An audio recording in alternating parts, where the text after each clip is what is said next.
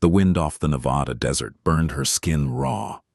But Judith Collins stood still, knowing this gate was the last place left in the world that had not yet told her to disappear. Behind her lay miles of dust, closed doors, and voices that had decided who she was without ever asking her name. Ahead stood the Ironwood estate, stone, iron, and silence home of Pritchard Ironwood, the man they called the rich man. Judith did not come seeking kindness, nor love, nor rescue.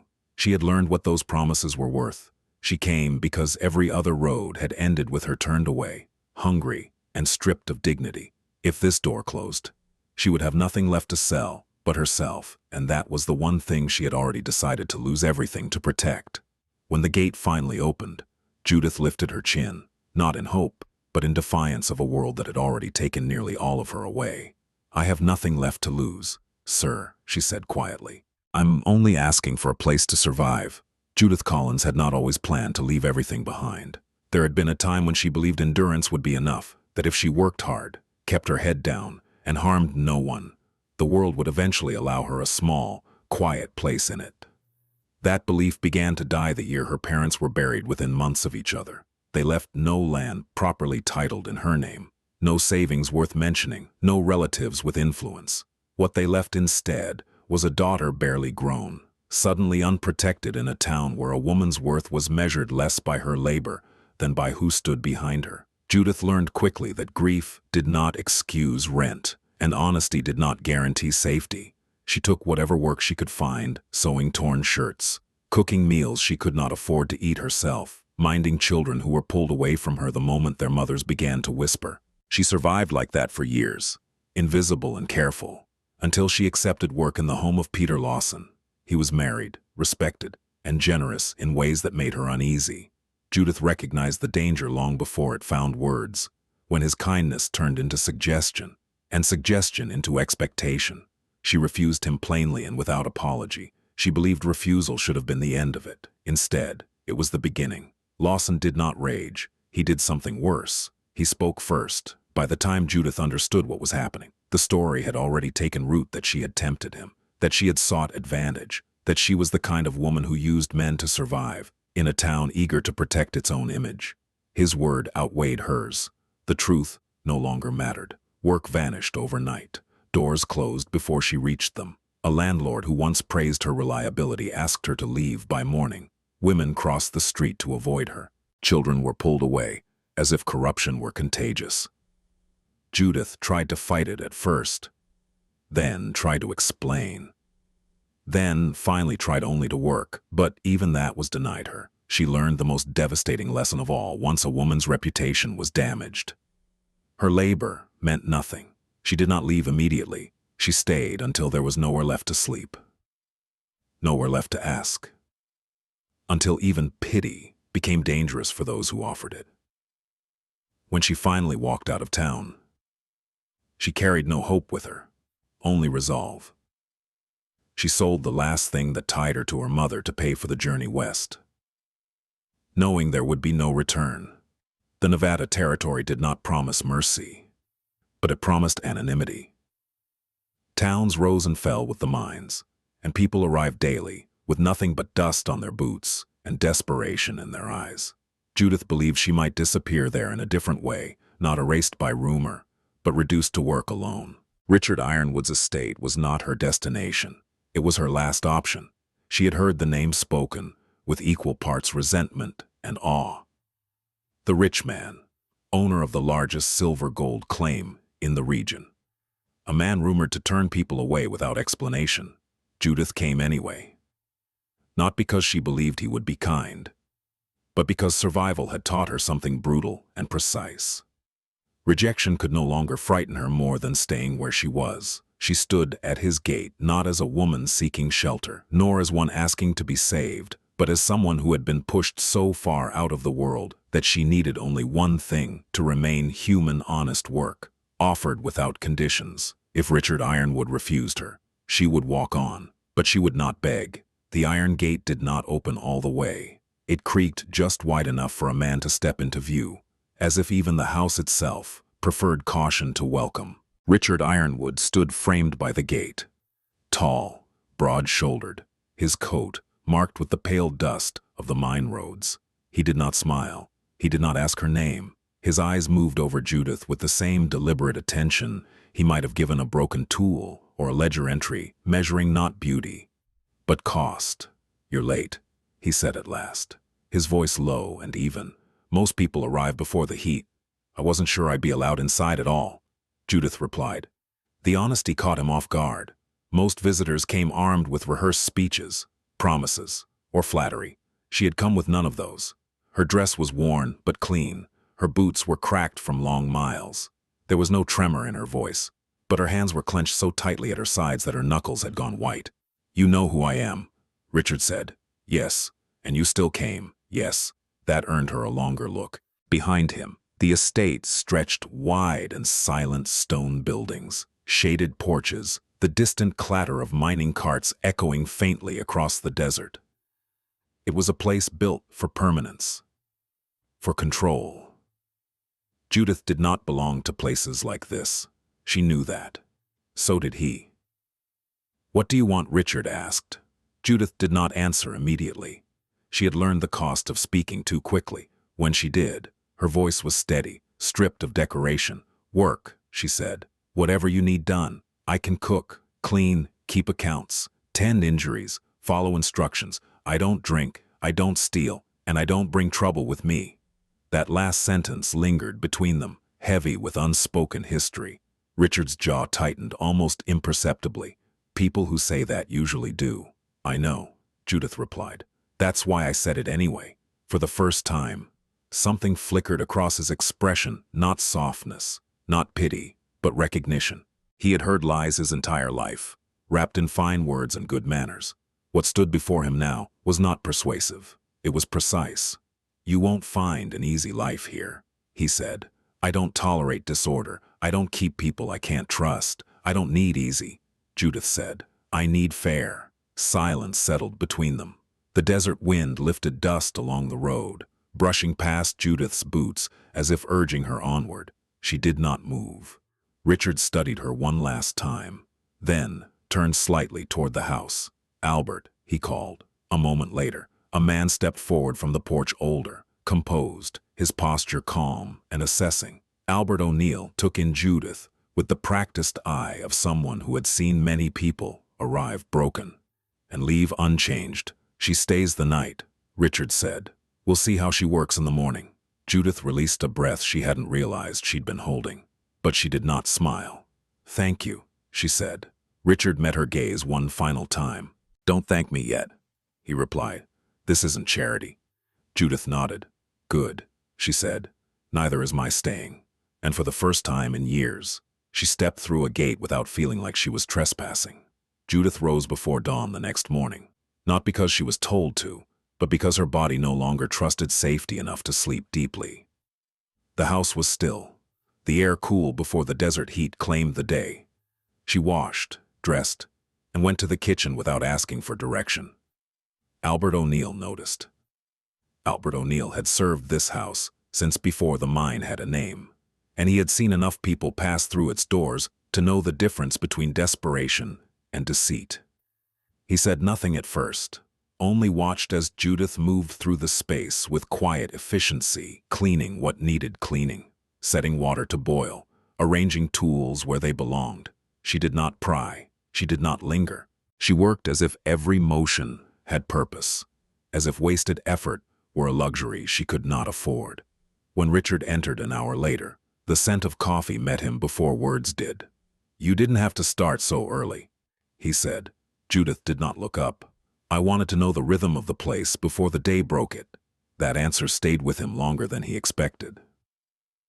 Over the following days, Judith learned the estate the way she had learned every place she had survived, by observing first and asking later. She followed instructions precisely, but not blindly. When she noticed inefficiencies, she corrected them quietly. When miners returned injured, she cleaned wounds without fuss or commentary, her hands steady, her face unreadable. Richard watched from a distance at first. He had built his life on control of land, of numbers, of men who worked beneath him. People usually arrived wanting something from him: protection, advantage, forgiveness. Judith asked for none of it. She took what was offered and gave more than was required, as if determined to leave no room for doubt. Yet doubt followed her anyway. Whispers drifted in from town with the supply wagons. Not full stories, just fragments. A pause in conversation when her name was mentioned. A raised brow, a look that lingered too long. Albert heard them, so did Richard. "You don't have to keep her," one merchant said carefully one afternoon. "People talk." Richard's reply was flat. "People always do." That night, Judith kept to herself in the small room she had been given, folding and refolding the same set of clothes. She had learned to recognize the signs, the subtle tightening of air before a door closed. She told herself to be ready. Richard found her on the back porch instead, staring out at the fading light. "You're expecting to be sent away," he said. Judith did not deny it. "It usually happens around this time." "Why?" She hesitated. Not because she didn't have an answer, but because answers had costs. Finally, she spoke. "Because I don't stay invisible forever." Something in her tone, calm, resigned, unaccusing, unsettled him more than anger would have. Richard realized then that she did not fear rejection itself. She feared the pattern of it. "You've caused no trouble here," he said. Judith met his eyes. That's never been the deciding factor. The truth of that statement struck deeper than either of them acknowledged. Richard thought of the women who had come before her, polished, strategic, measuring him as he measured ore. Judith did not measure. She endured. Days turned into weeks. The estate settled into a new, quieter order. Richard found himself lingering at meals, listening rather than dismissing. Judith spoke little of herself, but when she did, it was with clarity, never complaint. She asked questions about the mine, about production, about the men who worked it, not out of curiosity, but concern. She seized the whole machine. Albert observed one evening. "Most only see the gold." Richard nodded, realizing it was true. One night, as a windstorm rattled the windows, Judith paused by the doorway to Richard's study. "If my presence becomes a liability," she said carefully, "tell me before it costs you." Richard looked up from his papers, surprised by the directness. "You assume I'd choose advantage over honesty." "I assume people do," Judith replied, "because they always have." For the first time, Richard understood that what stood between them was not mistrust, but experience. And in that understanding, something quiet began to change. The first sign came quietly. A ledger Richard had submitted for routine inspection was returned without comment, its pages marked with a red ribbon instead of approval. 2 days later, a supply wagon was delayed at the edge of town without explanation. By the end of the week, a miner arrived at the estate with news delivered in a lowered voice. The sheriff had been asking questions about the house, about the woman living in it, about appearance. Richard did not need to ask which woman. Charles Pritchard chose his moment carefully. He always did. The town meeting was called on a night when the heat refused to break, when tempers were already frayed and patience thin. Lanterns hung low in the hall, casting long shadows that clung to the walls like accusations waiting to be spoken. Richard arrived alone. Judith stayed back. Instinctively, the way she always had when trouble gathered, she told herself she was being practical. She told herself she was protecting him. She was wrong. Pritchard stood at the front with the practiced posture of a man who believed the room belonged to him. His voice was calm, regretful even, as if what he was about to say caused him personal pain. "We're not here to discuss success," he began, eyes briefly flicking toward Richard. "Ironwood's mine has brought prosperity to this territory. No one disputes that." A murmur of agreement passed through the crowd. "But prosperity without principle," Pritchard continued, "is how communities rot from the inside." The room stilled. Walter Rourke shifted near the wall, one hand resting casually on his gun belt. His presence a reminder of where authority truly sat. Pritchard gestured toward him, then back to Richard. "We've received concerns," the mayor said. About conduct. About a certain arrangement at the Ironwood estate. Richard felt the temperature in the room change.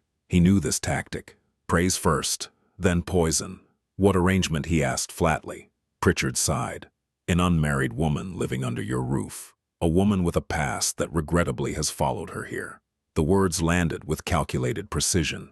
Richard's jaw tightened. Say what you mean. I mean, Pritchard replied, that there are reports of moral impropriety, of cohabitation without lawful standing, of behavior that undermines the standards we are trying to uphold in this territory. The murmurs returned, sharper now. A few heads turned. Others looked away, as if the outcome had already been decided. Richard spoke slowly. My household is not your concern. It becomes our concern, Pritchard said gently, when it reflects on the community, when investors ask questions, when order is threatened. Rourke stepped forward then. There are statutes, he said, vague ones, maybe, but flexible, and flexibility cuts both ways. Richard understood immediately. This was not about Judith. It was about leverage. And what does any of this have to do with my mind? Richard asked. Pritchard smiled, thin and controlled, everything. A man who cannot manage his own household cannot be trusted to manage resources that affect us all. Until these concerns are resolved, oversight of Ironwood operations may need to be reconsidered. The threat was clear. Reputation first, property second. When word reached the estate, it arrived ahead of Judith's own name, carried by whispers and half-glances from men who suddenly avoided her eyes. Albert told Richard what he'd heard in town, old rumors, dragged up and reshaped, stitched neatly into a new narrative. She's not new to scandal, someone had said. That Collins woman, didn't she leave her last town under suspicion? Judith heard none of it directly. She felt it instead, in the way conversations stopped when she entered a room, in the way her work was suddenly observed too closely. As if fault might be found if one looked hard enough. When Richard finally told her, he did not soften the truth. They're using you, he said. Or rather, what they say about you. Judith sat very still. For a long moment, she did not speak at all. When she did, her voice was steady, practiced. I was wondering how long it would take. This isn't your fault. She almost smiled at that. It never was. That's never mattered. The room felt smaller then, as if the walls had drawn closer to listen. Judith looked around at the space she had learned, the order she had helped create. For a brief, dangerous moment, she allowed herself to imagine it might last. Then, instinct took over. I'll leave, she said. Richard turned sharply. No, it's the fastest way to end this. Judith continued. They don't want me here. If I'm gone, they lose their excuse. They'll find another. Maybe, she said, but not one that costs you everything. The old fear had risen fully now, the certainty that her presence was a liability. That staying meant destruction for someone else. She had lived this before. She knew the shape of the ending. I won't be the reason they take your mine, she said quietly. Richard stared at her, realizing with sudden clarity that she was not threatening to leave. She was already preparing to disappear. That night, Judith packed without urgency.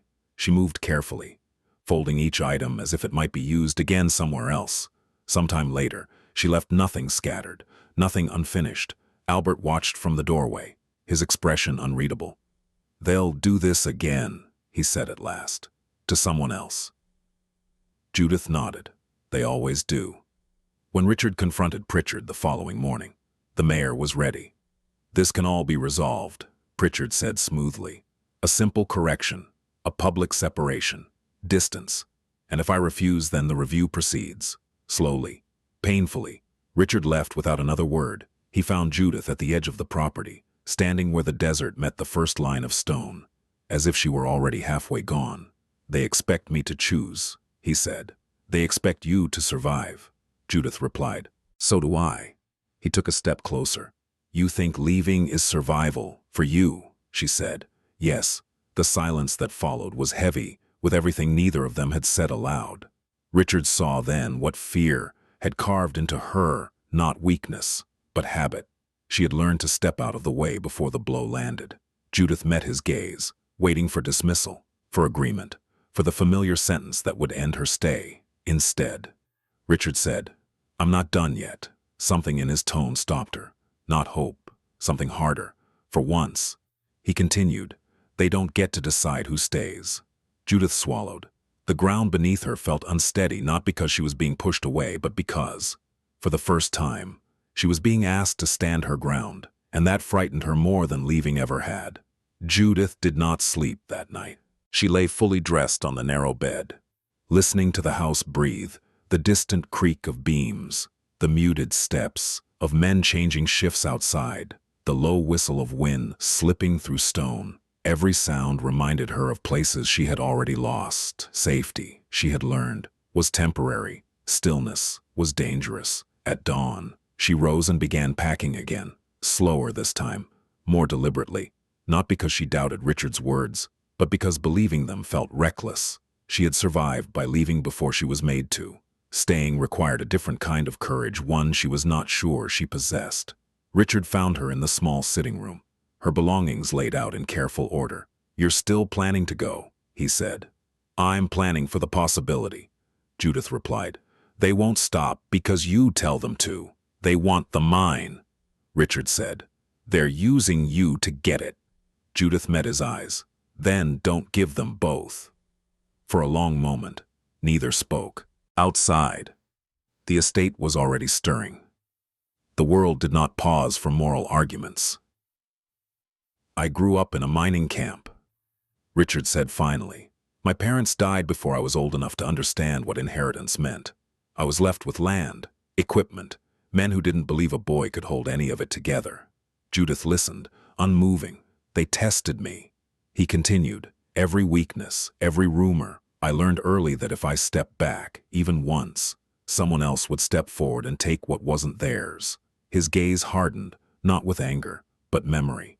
"That's why I didn't build this place to retreat," he said. "I built it to stand." Judith felt something shift, slow and unfamiliar. She had never known anyone who stayed and survived. People either endured quietly or were broken publicly. Richard Ironwood did neither. "You don't owe me this," she said. "I know."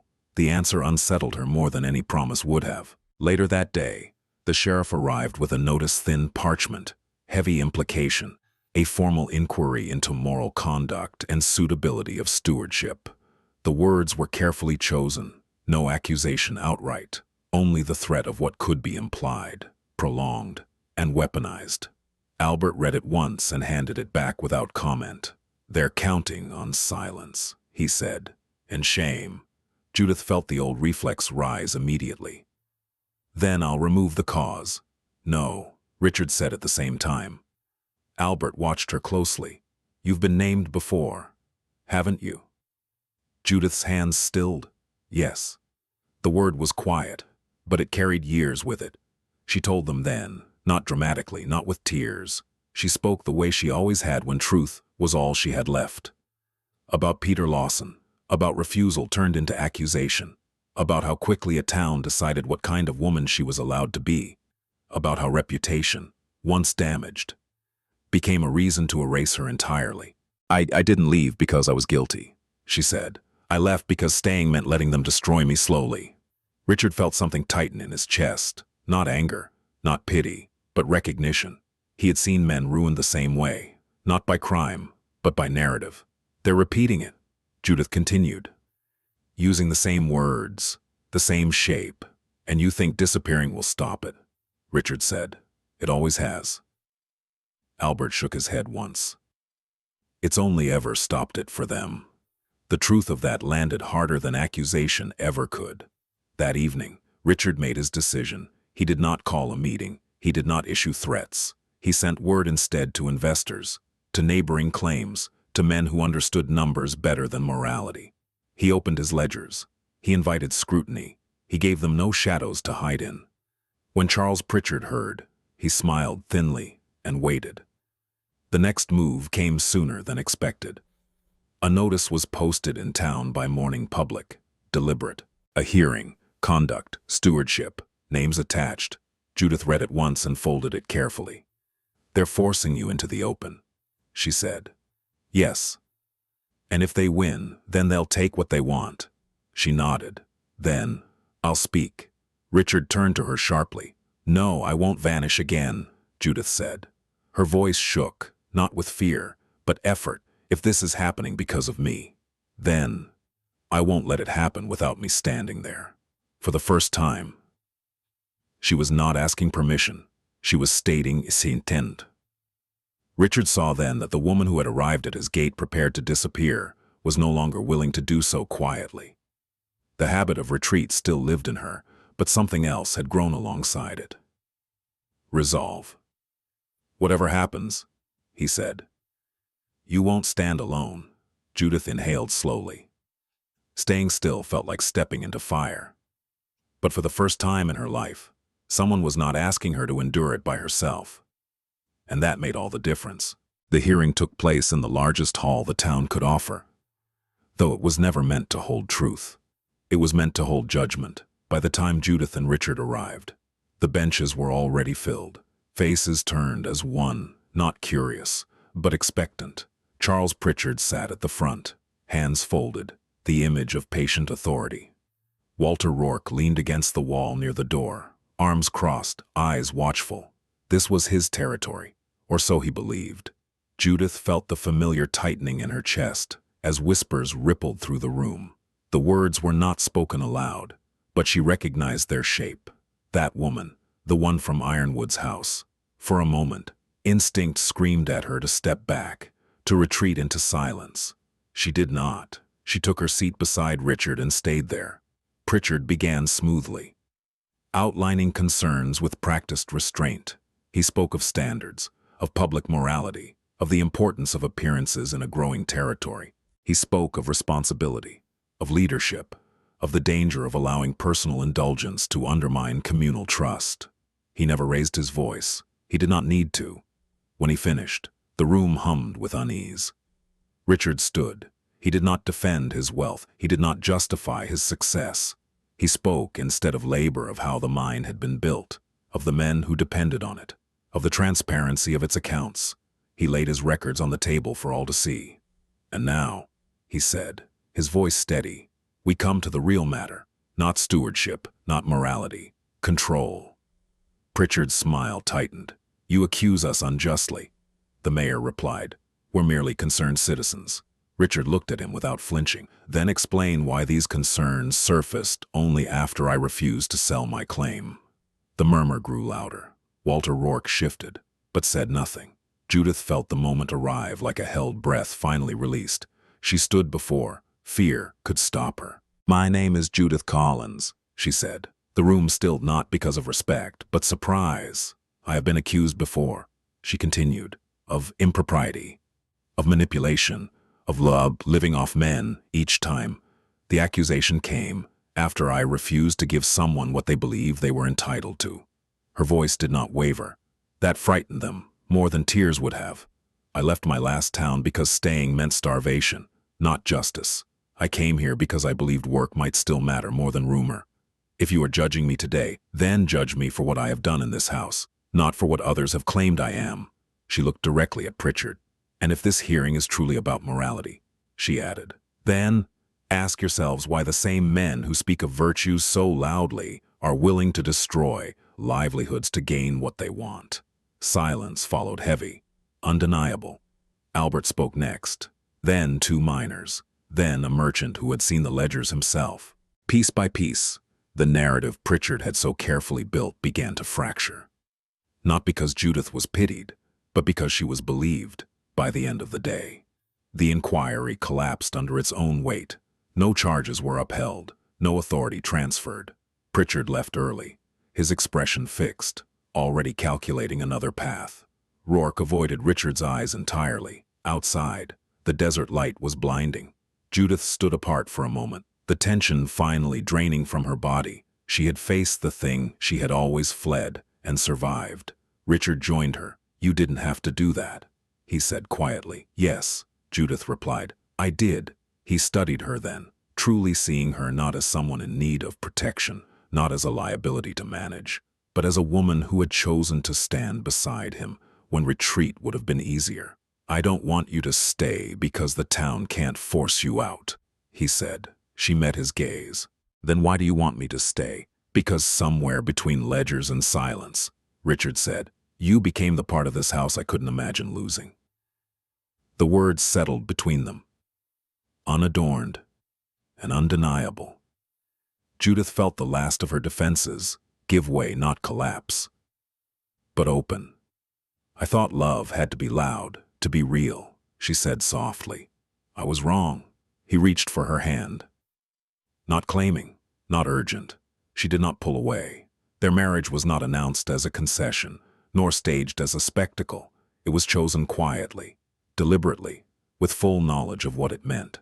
They married weeks later, under a wide desert sky, with no speeches about scandal or redemption, only vows built on honesty and partnership.